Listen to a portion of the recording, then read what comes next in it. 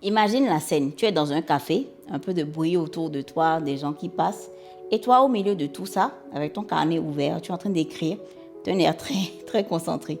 C'est exactement ce que j'ai fait hier. J'ai noirci 5 ou 6 pages, je pense, dans mon carnet, en moins de 20 minutes. Et à chaque fois, ça me rappelle pourquoi cette habitude a changé tellement de choses dans ma vie, beaucoup plus que ce que j'aurais cru au départ. Je sais que j'avais déjà parlé du fait de tenir un journal.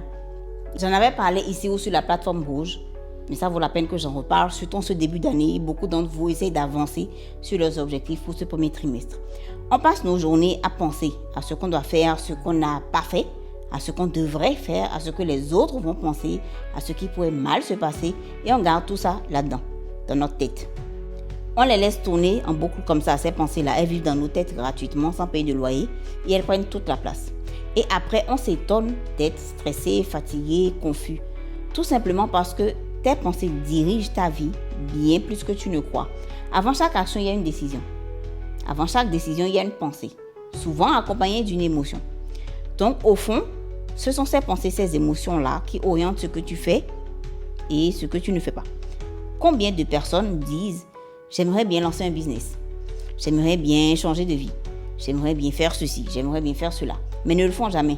Pas forcément parce qu'elles n'en ont pas envie, mais parce qu'il y a d'autres pensées qui prennent le dessus.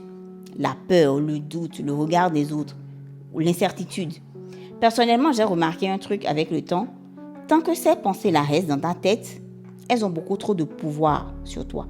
Pour moi, c'est là que le journaling devient presque un super pouvoir en fait. Parce qu'à partir du moment où tu écris, tu sors les choses de ta tête. Tu les poses devant toi. Écrire, ça crée en fait de la distance. Ça te redonne le contrôle. Tu arrêtes de subir le film dans ta tête et tu deviens un peu plus le réalisateur, si je peux le dire comme ça. Moi, ça m'apaise tellement, ça me permet de me vider la tête au lieu de ruminer des choses.